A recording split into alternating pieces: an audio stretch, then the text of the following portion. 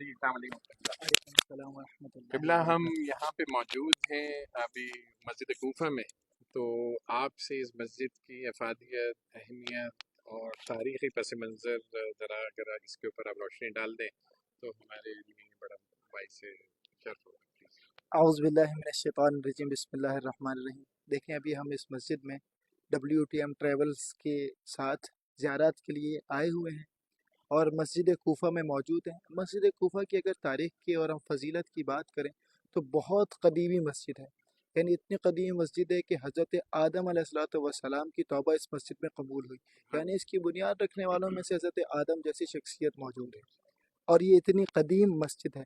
اور فضیلت کے اعتبار سے اتنی روایات ہیں، بے شمار روایات ہیں۔ ایک بس روایت میں آپ کے سامنے ذکر کر دوں کہ روایت میں یہ جملے ملتے ہیں کہ جو شخص اس مسجد میں اپنی واجب نماز ادا کرتا ہے اسے حج کے برابر اجر ملتا ہے۔ ایک دوسری روایت بھی اسی کے ذیل میں تھوڑا سا اور اجر کو بڑھاتی ہے۔ وہ کیا کہتی ہے کہ جو شخص اس مسجد میں واجب نماز پڑھتا ہے اسے حج کا ثواب ملتا ہے، لیکن کیسا حج؟ ایسا حج کہ جو رسول خدا صلی اللہ علیہ وآلہ وسلم کے ساتھ انجام دیا جائے۔ اور اسی طریقے سے جو مستحب نماز پڑھتا ہے اسے اتنا اجر ملتا ہے کہ جو عمرے کے برابر ہے، ایسا عمرہ کہ جو آخری نبی حضرت محمد مصطفیٰ صلی اللہ علیہ وآلہ وسلم کے ساتھ انجام دیا جائے۔ یہ تو فضیلت سے متعلق آپ کی اس مسجد کے تاریخی تھوڑا سا بتائیے کہ پس منظر کیا؟ تاریخی پس منظر کے اعتبار سے میں نے ذکر کیا نا کہ بہت قدیمی مساجد میں سے ایک مسجد ہے جس کی بنیاد جو ہے وہ خود حضرت آدم علیہ السلام نے رکھی ہے۔ حضرت آدم علیہ السلام نے اس کی بنیاد رکھی ہے اور اس وقت سے یہ مسجد باقی، یعنی حضرت آدم کے دور سے لے کر آج تک یہ مسجد قائم و دائم ہے۔ اور لوگ جناب نوح علیہ السلام کا کہا جاتا ہے کہ کشتی یہاں پر رکی تھی آ کے یا یہاں سے چلی تھی؟ نہیں، نہ کشتی یہاں پہ رکی تھی نہ چلی تھی، بلکہ یہ وہ مقام ہے کہ جب طوفان نوح آیا تھا، آپ کے علم میں کہ عذاب نازل ہوا تھا اور سیلاب آیا تھا، تو زمین میں سے سب سے پہلے جہاں سے پانی نکلا تھا، پھوٹا تھا، تو کوئی نہ کوئی تو مقام ہونا چاہیے۔ تو یہ وہ مقام ہے کہ جہاں پر زمین میں سے سب سے پہلے پانی نکلا تھا اور پھر سیلاب آیا۔ ہم یہاں پہ یہ ٹام دیکھ رہے ہیں، گنبد دیکھ رہے ہیں، اس کے بارے میں بتائیں گے؟ یہ گنبد ہے، اس گنبد کے نیچے جو ہے وہ دو معزز شخصیات مدفون ہیں۔ سب سے پہلی شخصیت مسلم ابن عقیل، کون شخصیت ہے جو کسی تاریخ کے محتاج نہیں ہے، جن کے مقام و مرتبے تک اس کائنات میں کوئی نہیں پہنچ سکتا۔ یہ وہ شخصیت ہیں، سفیر امام حسین علیہ الصلوۃ والسلام، داماد امیر المومنین علی ابن ابی طالب علیہ الصلوۃ والسلام۔ یہ وہ شخصیت ہیں کہ جب کوفے والوں نے خطوط لکھ کر کے بھیجے تو امام حسین علیہ السلام کو ایک ہی شخصیت نظر آئی کہ جو کوفے والوں کی رہنمائی کر سکتی تھی، وہ مسلم ابن عقیل تھا، اور بلایا اور کہا کہ اے مسلم ذرا کوفے میں جاؤ، ان کی فقہ اور ان کی ہدایت تو کرو۔ اور دوسری شخصیت جو ہے وہ مختار ثقفی کی شخصیت ہے، جو انہی کے پیچھے ہی مدفون ہے، اسی ٹوم کے نیچے ہی۔ مختار ثقفی یہ بھی کسی تاریخ کے محتاج نہیں ہے۔ مختار ثقفی وہ شخصیت ہے کہ جنہوں نے امام حسین علیہ السلام کے قاتلوں سے چن چن کر بدلہ لیا، اور بعض روایات میں جیسے خود بحار الانوار میں روایت موجود ہے، یہ وہ شخصیت ہے جو امام علی زین العابدین علیہ السلام کی دعا کی قبولیت کا سبب بنے ہیں۔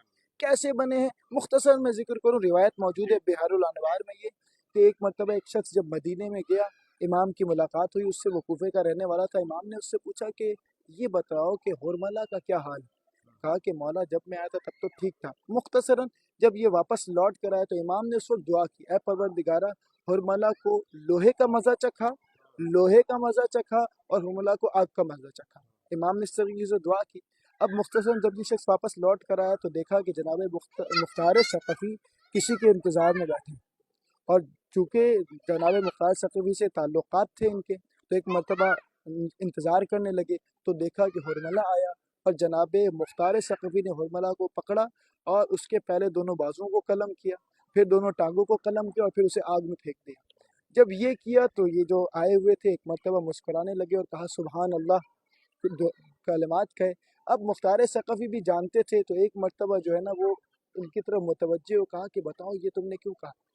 کہا کہ وجہ یہ ہے کہ ابھی میں امام زین العابدین علیہ السلام سے ملاقات کر کے آ رہا ہوں، اور انہوں نے دعا مانگی تھی کہ پروردگارہ حرملہ کو جو ہے نا وہ لوہے کا مزہ چکھا، تو میں نے دیکھا کہ تم نے اس کے ہاتھ کاٹے۔ फिर दोबारा इमाम ने ये दुआ की कि उसे लोहे का मज़ा चखा, तुमने उसके दोनों पाँव काटे। तो 2 मरतबा इमाम ने लोहे का मज़ा चखाने की दुआ की और 2 मरतबा उसने लोहे का मज़ा चखा, और फिर इमाम ने कहा कि उसे आग का मज़ा चखा और तूने जो है उसे आग में फेंक दिया। जैसे ही ये सुना, जमाने में मुख्तार सक़ाफ़ी एक मरतबा कहा, यकीन से बताओ ऐसा ही था? कहा कि हाँ। शुक्र अदा किया, कहा कि आज मेरी परवरदिगार आलम की इबादत करने का दिन है, आज जो है मैं इबादत करूँगा। दावत थी इस सहाबी की उनके पास, कहा कि आओ तो कुछ खा तो लो, कहा नहीं, आज मैं सिर्फ इबादत बसर करूँगा और इबादत अंजाम दूँगा। ये रिवायत मौजूद है बेहाल अनवार में। ये वो ये शख्सियत तीसरी शख्सियत जो इधर हमारे मौजूद है जिनका जी। तीसरी शख्सियत जो मौजूद है यहाँ पर, हानी बिन उरवा, ठीक है, असहाब में से हैं। जिनका ये मुख्तसर वो सा तारुफ शख्सियत है, मुख्तसर सा तारुफ, ये जी वो शख्सियत हैं कि जब सफ़ीर इमाम हुसैन अलैहिस्सलाम यानी मुस्लिम इब्न अकील जी कूफे में आए थे और सब ने साथ छोड़ दिया, तो वाहिद ये वो शख्सियत है हानी बिन उरवा के जिन्होंने अपने घर पे मेहमान ठहराया था जनाब मुस्लिम इब्न अकील को। खुलासतन ये अपने कबीले के सरदार थे, और जब उबैदुल्ला इब्न ज़ियाद मलऊन को पता चला, इन्हें बुलवाया और कहा कि मैंने सुना है कि तुमने जो है वो मुस्लिम को पनाह दी है। कहा कि पहले कि हाँ, कहा कि उसे मेरे हवाले करो, कहा कि वो मेरा मेहमान है और मैं हरगिज़ अपने मेहमान को तुम्हारे हवाले नहीं करूँगा। उसके बाद इस मलऊन ने क्या किया, इसके पास एक छड़ी थी, जनाब हानि बिन उरवा के सर पर मारी, लहू लुहान हो गए, और जनाब हानि बिन उरवा को कैद में भी डाला गया, लेकिन उसके बावजूद हानि बिन उरवा ने मुस्लिम इब्न अकील की हिफाजत की और उन्हें अब्दुल्लाह इब्न ज़ियाद के हवाले नहीं किया। ये वो शख्सियत है इनको मारूफ शहादत मशहूर। शहीद किया इनकी शहादत, इनको भी शहीद किया गया। ये भी वो शख्सियत हैं कि जो मसाइब जनाब मुस्लिम इब्न अकील के लिए मिलते हैं कि क़स्रुल अमाना पर ले जाकर उनके सर को उनके तन से जुदा किया गया और उनके धड़ को नीचे फेंक दिया गया।